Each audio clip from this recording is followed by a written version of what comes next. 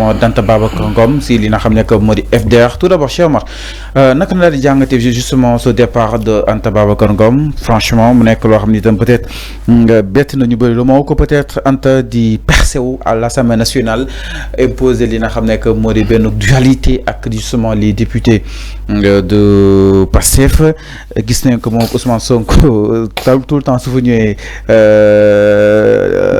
luy am solo démocratie mu nekk lu am solo franchement ñu koy rafetlu tey mu quitté li nga xam ne que moo di FDR mu nekk benn front de l'opposition boo xam ne itam teg nañ ko ba nguur gi daal ñëwee ba tey est-ce que yaa ngi doon xaar loolu mu ñëw concrètement. je vais faire une confidence Anta bokk na si ñi nga xam ni sur la scène politique. mu leen apprécie moi je l'apprécie énormément. ok c'est pas parce que jigéen la et puis quand même elle a fait beaucoup de progrès et de performance sur la scène politique parce que voilà koo xam ni jigéen la nekk ndaw aussi elle a eu voix au chapitre et puis participer quand même nekk koo xam ni ci ñi mujjee jóg la bokk ñëw incarner à la fois leadership féminin bi incarner aussi leadership bu xam ni jigéen ndaw bu am taxawaay te personne ne dira que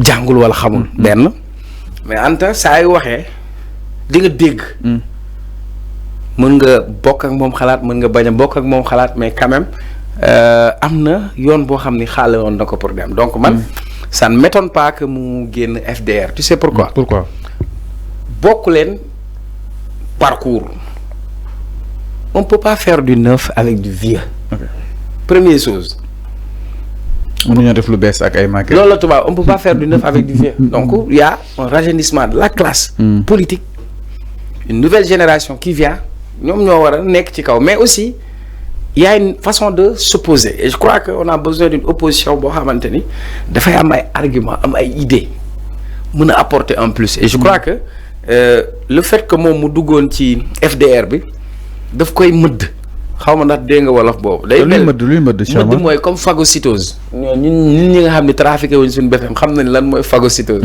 ñu doon def science naturelle te ñun amuñu trafiqué bu ñu BFM mën nañ loolu lan mooy phagocytose. vous comprenez donc pour man sa démarche mooy mu am cette démarche non seulement solitaire compter sur soi-même dem wax ak sénégalais yi fekk sénégalais porter les préoccupations des sénégalais opposé wu de manière intelligente et de manière élégante d'autant plus que nga ànd ak moom nga bañ a ànd ak moom les gens l'apprécient am na benn capital sympathie te war na ci mën a liggéey donc pour man j'étais un peu étonné de la voir un peu parce que vous savez mënoo ñëw di ànd en termes d'expérience est-ce que mën na demal boppam concrètement c'est-à-dire Anta c'est une nouvelle si li nga xam ne moo di justement peut-être c'est langue politique bi. Oui, c'est une nouvelle qui a pu avoir le parrainage là où d'autres qui sont là n'ont pas pu avoir le parrainage. Elle a fait le tour du Sénégal. Ouais, pourquoi c'est une nouvelle. Elle a fait le tour du Sénégal. Elle a parlé aux Sénégalais. Elle a été parrainée. Elle a participé aux élections présidentielles. Elle a participé aux élections législatives. pour lan ñuy wax ay expérience mooy nga def fi 40 ans boo xam ne à la Nafoore loolu mooy expérience politique. Ah non. La politique sénégalaise a besoin de 109. mu décidé aussi pour participer si li nga xam ne que moo di dialogue bi. C'est une très bonne chose. lu moo ko peut-être ay naataangoo député yu nekk si Assemblée nationale ku si mel ni Thierno Alassane Sall si opposition bi ñoom Barthélémy Dias entre autres ñooñu bi itam bañ neen pour dem si boobu dañ leen xam ne que moo di dialogue Cheikh Omar est-ce que dialogue bi jàppoo ne du mën a après disperser li nga xam ne moo di cette opposition comme ni ko dialogue Macky Sall bi woon dispersé woon Sonko exemple ak Khalifa Sall. Première chose. dañ doon wax si Anta. J'apprécie hautement sa démarche. Il faut avoir une démarche républicaine. Okay. La politique c'est une question d'élégance. On peut ne pas être d'accord. On peut s'opposer. On peut ne pas épouser les mêmes visions. Mais il y a des choses yoo xam ne elles sont essentielles. Parce que dialogue bi ça parle du système politique sénégalais. ku nekk war nga ci am sa contribution. Le système politique n'appartient pas à Diomaye, n'appartient pas à X ou à Y. Okay. Donc pour moi c'est une démarche boo xam ne dafay wane ni kii lii moo ko tax a jóg. loolu pour man c'est une bonne chose et puis li gën a bon ci àdduna mooy faire le suivisme politique. toppee. politique al toppee. ñii ni lañ def mën naa def nii ndoo leen nit ki soo bëggee génn da ngay wut sa yoonu bopp il ne faut pas faire du altopéisme politique. Donc pour moi, j'encourage Anta dans cette démarche. D'autant plus, je viens te dire que moi, je l'apprécie énormément, hein, ça je te le dis. Hein. BNB aussi, en parlant de dialogue. Voilà, exemple, Khalifa Babacar Sall, c'est le ministre de l'Intérieur.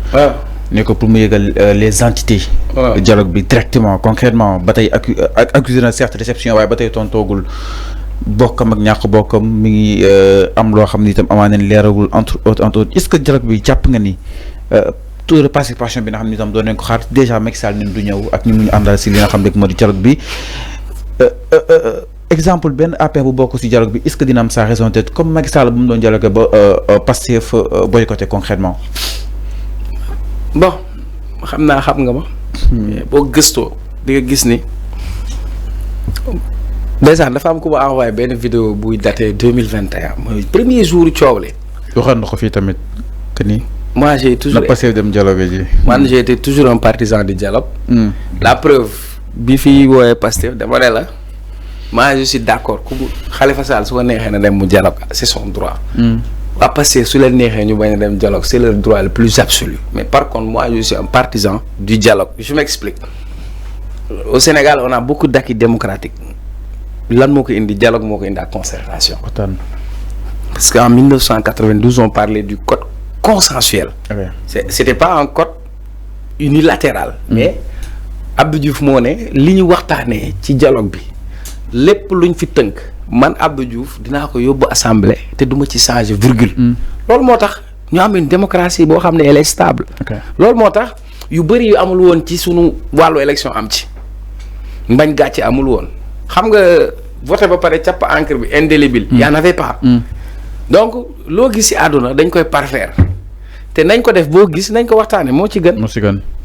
du dëgg maintenant nag libre à chacun de participer ou de ne pas mais moi je trouve que.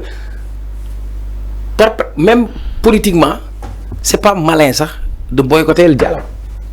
Parce que les résultats du dialogue vont s'appliquer de manière générale et vont s'appliquer à toi. Et ensuite, il y a un point là, ce dialogue. Je ne sais pas si vous avez lu le TDR. Par exemple, je donne un exemple très simple. La question des primo-votants. Mais dañ doon xagn boy ñu voter.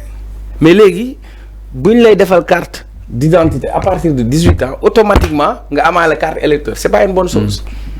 Le parrainage posait aussi problème. Macky n'avait pas dialogué, il avait imposé le parrainage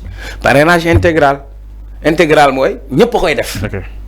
mu indi benn jaxasoo waruñu ko waxtaane le bulletin unique élection législative ñu defar 47 listes yoo xam ne xaalisu sénégalais te bu ñu paree liste yu bëri ci laxas gerte caaf ak fataay ak lay mujj te ñu mën a def liste unique boo xamante ni ñëpp ci la ñuy nekk sakkanal suñu koom-koom loolu du loolu waruñu ko waxtaane xam naa temps bi da la xoj y a des choses yoo xam ni c'est essentiel pour asseoir notre démocratie alors mi ngi noonu donc pour man stratégiquement c'est pas bien mais beneen bi aussi Khalifa quoi qu'on dise moom dafa jiite benn kuréelu parti ñu saisir ko pour en tant que moom mu jiite kuréelu parti mu ne leen mënuma àddu ci kuréelu parti parce que parti bu nekk am nga sa autonomie donc na dem mu bind parti bu nekk parce que ku nekk tu es autonome donc moo tax mën nañu adresser directement waaw mais loolu mu def invitation aux différentes entités non il est élégant Khalifa est très élégant parce que mënoon nañ ko bind mu bañ a tontu mais biñ ko bind tontu na leen man kat kuréel laa jiite te ginnaaw ba nag lii du kuréel yëfu parti la wala parti bu nekk donc c'est bien. jërëjëf merci beaucoup Cheikh Oumar Talla doyal nga ci man